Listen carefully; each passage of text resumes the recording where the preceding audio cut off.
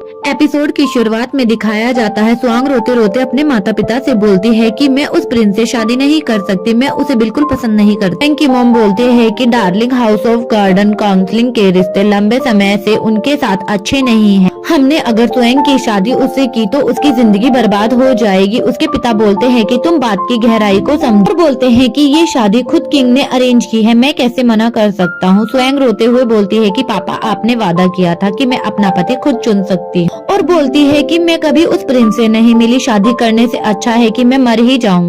तभी उसकी मॉम उसके पास आती है और बोलती है कि स्वयं ऐसा मत बोलो और रोना बंद करो बेटा, तक मैं जिंदा हूँ तब तक मैं तुम्हें कुछ नहीं होने दूंगी। और वो अपने पति से बोलती है कि इसके अलावा कोई और उपाय नहीं है।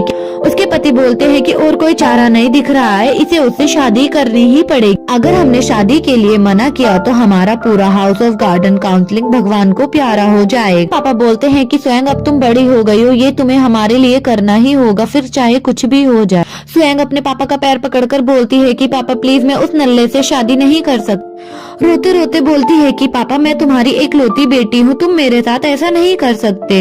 अगर मैं यहाँ नहीं रही तो आपका ख्याल कौन रखेगा और आपको प्यार कौन करेगा। उसकी मॉम बोलती है कि ये हमारी एकलौती बेटी है। तभी उसके पिता बोलते हैं कि तुम स्प्लिट क्राउड माउंटेन वाली बेटी की बात कर रही हो, इसकी सजा हमारे पूरे खानदान को भुगतनी होगी।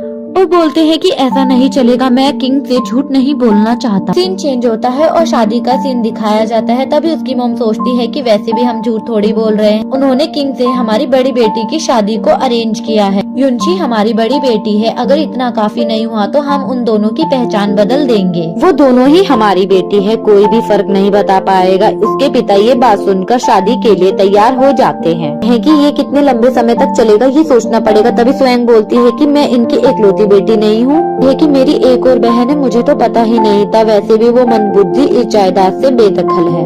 वो बोलती है कि वो मेरे किसी काम तो आई। तभी युनशी का सीन दिखाया जाता है, उसे गर्मी लगती है और वो अपना घुंघटे को हटा देती है। तभी दादी माँ बोलती है कि बेटा ऐसा नहीं करते, ये गलत है। युनशी बोलती है कि दादी माँ मुझे बाहर देखने तो दो। दादी बोलती है कि सच में माय लेडी, आपको बाहर क्या देखना है। युनशी बोलती है कि दादी माँ ये एक सीक्रेट है। युनशी और प्रिंस की शादी हो जाती है। युनशी कमरे में वेट कर रही होती है और बोलती है कि ये शादी करना कितना बड़ा सरदर्द है, और बोलती है कि पता नहीं झक मारने के लिए इतना इंतजार करवा रहा है। और बोलती है कि शाम हो गई है, मैंने अभी तक आराम नहीं किया है। तभी वो तेज आवाज में बोलती है कि मुझे कब तक ऐसे ही बैठा रहना पड़ेगा। तभी जो बाहर ड्यूटी दे रहे होते हैं वो बोलते हैं, माय लेडी प्लीज आप अपनी वाइफ की ड्यूटी में ज्यादा जल्दबाजी मत कीजिए। युनशी बोलती है कि इसका क्या मतलब होता है। तभी एक लड़की बोलती है कि सब्र करो, आपको पता चल जाएगा। पहरा दे रहे होते हैं, वो आपस में बातें करते हैं कि और औरतों के मुकाबले प्रिंस एक अच्छे तलवारबाज हैं और रात को तलवारबाजी में मास्टर करें। युनशी ये बातें सुन लेती है और बोलती है कि क्या बात कर रहे हैं, प्रिंस रात को भी तलवारबाजी करते हैं। जो बाहर पहरा दे रहे होते हैं वो बोलते हैं नहीं नहीं हाइनेस, वे अभी नहा रहे हैं। युनशी बोलती है तो उसने अपनी प्रैक्टिस खत्म कर ली है, और हंसी मजाक में बोलते हैं कि उनका निकनेम है रात का घोड़ा। तभी जो लड़की पहरा दे रही होती है वो उसकी मुक्का मारती है और बोलती है कि तुम अपनी जुबान संभाल कर बात करो, तुम्हें मरना है क्या। तभी युनशी को अचानक से याद आता है और वो बोलती है कि मैं शादी का ये वाला पार्ट कैसे भूल सकती, और बोलती है कि मैंने तो स्वांच की जगह शादी की है, मुझे सच में इसका सामना करना पड़ेगा। आता है और बोलता है कि मुर्गा तैयार है। बाहर के पहरेदार बोलते हैं हाँ मैंने मुर्गे को अच्छे से तैयार किया है। युनशी ये बातें सुनकर घबरा जाती है। पहरेदार पूछता है कि आपने क्या करने का सोचा है कि आज रात को हम शुरू में ही पहले ड्रैगन्स और मोती का खेल खेलेंगे। युनशी ये सुनकर छुपने की कोशिश करती है और वो एक टेबल के नीचे छुप जाती है। इसकी बातें सुनकर युनशी बोलती है कि साला हब्सी कहीं का, अगर उसने मुझे छुआ भी तो मैं उसे जिंदा गाड़ दूंगी। बोलता है कि आखिरकार मैं इस चिकन के साथ में एक स्वादिष्ट सूप बनाऊंगा। युनशी ये बात सुनकर टेबल के बाहर से झांकती है तो प्रिंस रूम के अंदर आ जाते। प्रिंस बोलते हैं कि मैं तुम्हें कुछ बताने के लिए आया हूँ। वो बोलता है कि अगर राजा का हुक्म ना होता तो मैं यहाँ पर पैर भी नहीं रखता। आउटेन साला हराम का पिल्ला, उसे क्या लगता है वो मुझे मजबूर कर सकेगा सिर्फ सपने। और बोलता है कि तुम एक प्यादे से ज्यादा और कुछ नहीं हो, ध्यान से सुनो, सिर्फ नैन क्वीन ही मेरी प्रिंसेस बनने के लायक। तुम्हें छुपना इतना ही पसंद है तो तुम छिपी रहो, सही है, मुझे भी तुम्हें देखने का कोई शौक नहीं है।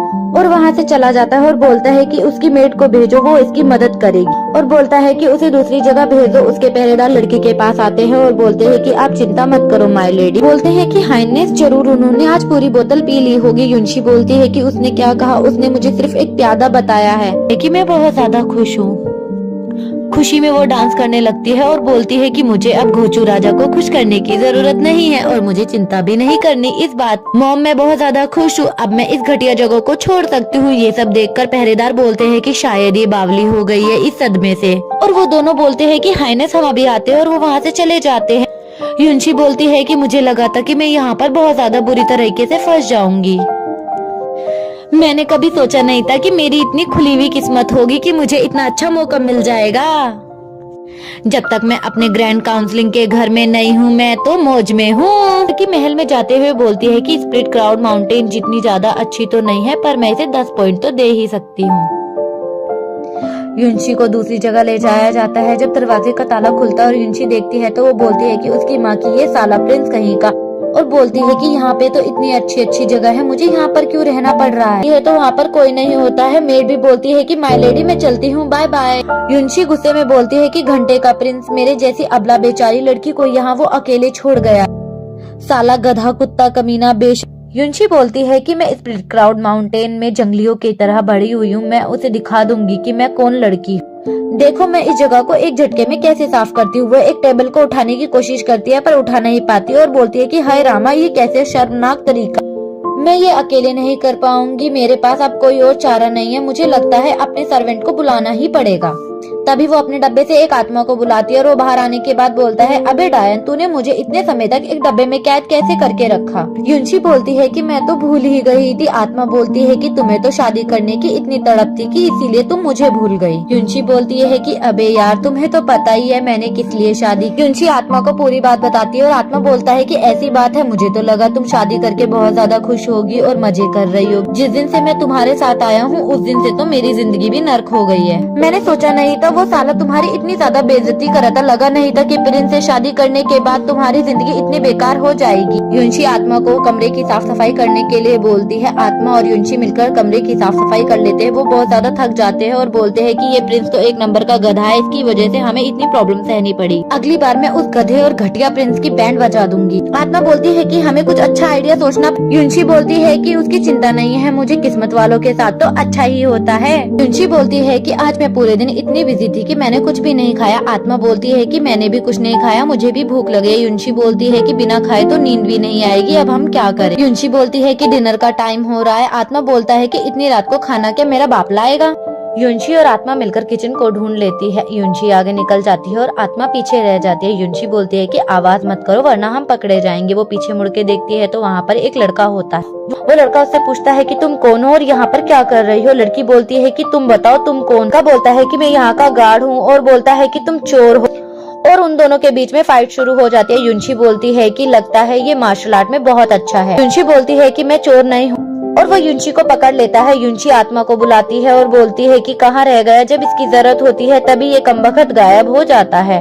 युनशी को अपने मास्टर की बात याद आती है और वो स्मोक करके वहाँ से भाग जाती है। तभी वहाँ पर पहरेदार आते हैं और बोलते हैं कि हाइनेस आपको क्या हुआ। राजकुमार बोलता है कि स्मोक की वजह से मैं कमजोर हो रहा हूँ। युनशी भागते भागते सोचती है कि मुझे किसी पर निर्भर नहीं होना है, मैं खुद से आत्मनिर्भर बनूंगी, मैं सब कुछ खुद ही करूंगी। मैं किस्मत पर भरोसा नहीं करती हूँ, मैं अपनी किस्मत को खुद लिखूंगी। और वो अपने रूम के पास पहुँच जाती है। बाहर बैठकर वो सोचती है कि अब मैं क्या करूँ, मुझे भूख भी लग रही है। तभी उसके ऊपर वहाँ का साइन बोर्ड उतरकर गिर जाता है। युनशी बोलती है कि मुझे बचाओ, कोई मेरी मदद करो, इसे हटाओ। एपिसोड 1 यहीं पर खत्म होता है। अगर आपको मेरी एक्सप्लेनेशन अच्छी लगती है तो वीडियो को लाइक और चैनल को सब्सक्राइब करना। Thank you.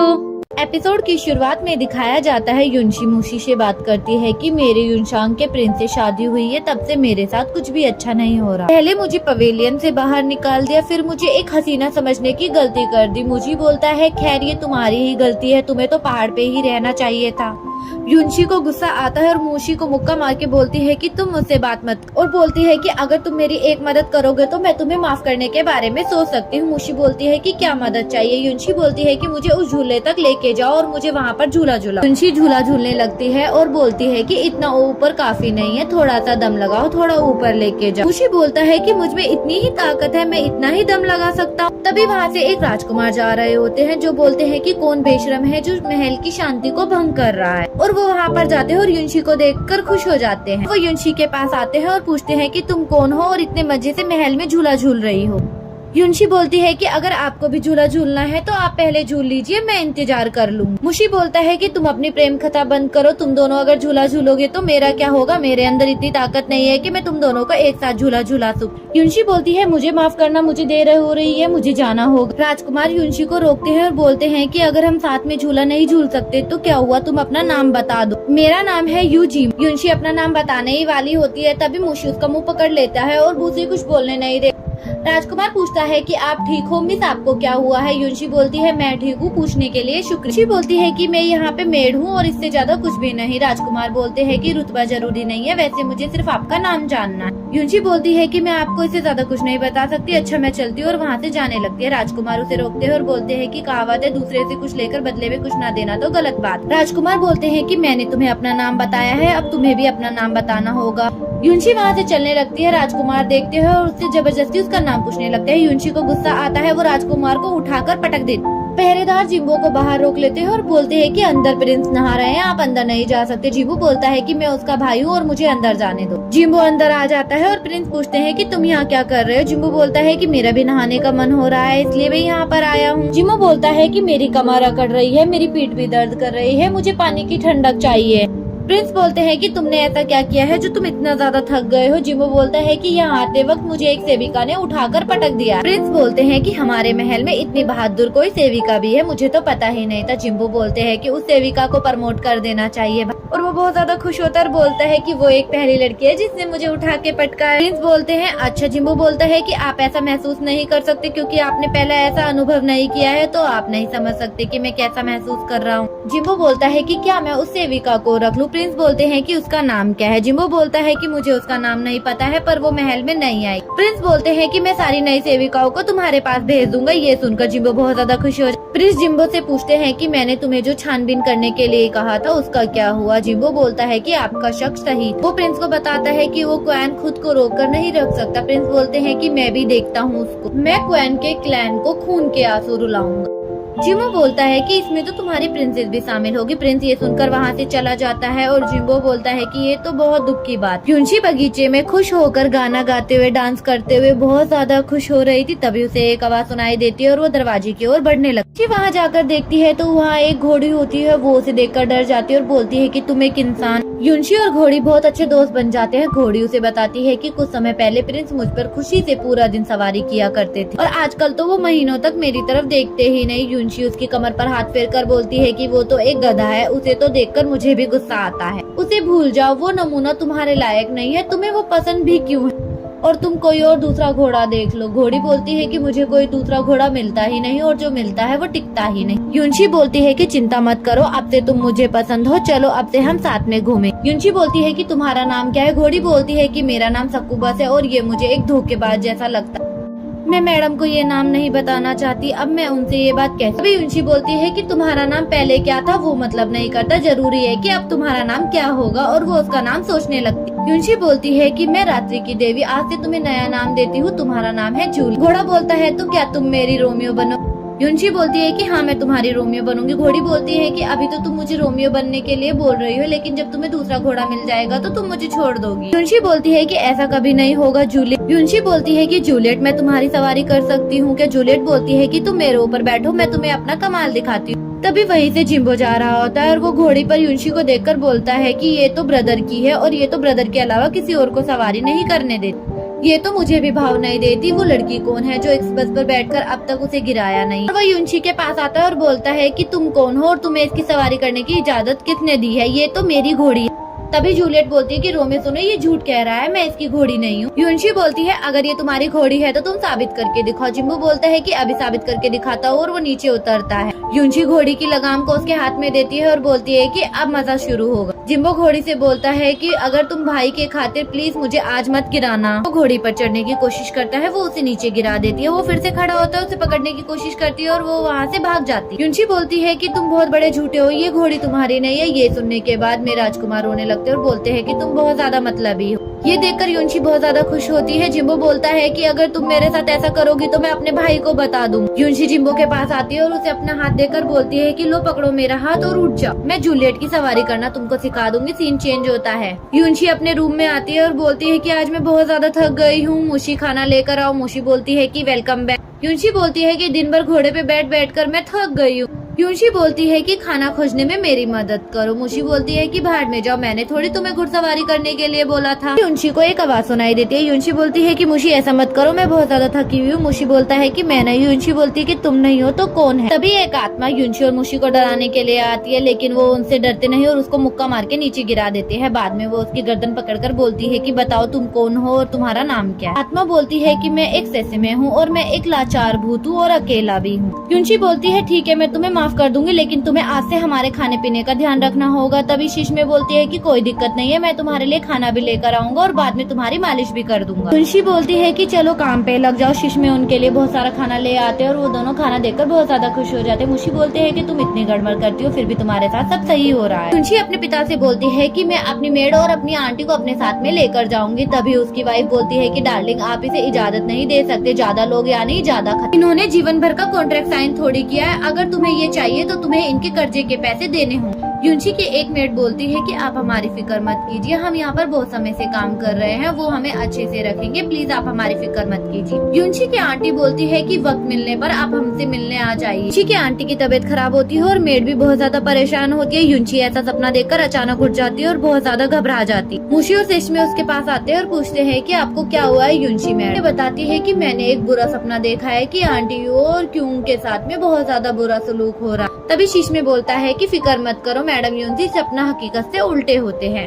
युनशी बोलती है कि मुझे बहुत ज्यादा उन दोनों की फिक्र हो रही है। तभी मुशी बोलता है कि तुम्हें यहाँ बोरियत नहीं लगती, इस जगह किसी को तेरी फिक्र नहीं। चलो यहाँ से भाग जाते हैं, छुपके से उनसे मिलकर आ जाते हैं। युनशी बोलती है मैं भी यही सोच रही थी, जो करना है वो अभी करना होगा। सीन चेंज होता है और प्रिंस का सीन दिखाया जाता है। जिम्बो प्रिंस के पास आता है और बोलता है कि तुमने मुझे मेरी मनपसंद सेविका नहीं दी है। प्रिंस बोलते हैं कि तुम्हारी मनपसंद सेविका। जिम्बो रोते रोते बोलता है कि मुझे वो सेविका चाहिए जिसने मुझे पटका था, प्लीज भैया आप मेरे लिए उसे ले आओ। और बोलता है कि उसकी खूबसूरती देखकर आपने उसे अपने लिए ही रख लिया होगा। जनरल जुआनो और मैं पश्चिम कबीले की बातें कर रहे हैं। जिम्बो बोलता है कि पश्चिम कबीले की, पर पिताजी ने तो ये मामला क्वैन को सौंपा है। बोलते हैं कि तुम्हें भी पता है। जिम्बो बोलता है हाँ मुझे पता है, पश्चिम कबीले के हाल में ही ज्यादातर हरकत कर रहे हैं। क्वैन और पश्चिम कबीले के तो संदेशजनक रिश्ते बन रहे हैं। युनशी का सीन दिखाया जाता है। युनशी मार्केट से जा रही होती है। एपिसोड 2 यहीं पर खत्म होता है। अगर आपको मेरी एक्सप्लेनेशन अच्छी लगती है तो वीडियो को लाइक और चैनल को सब्सक्राइब करना। Thank you.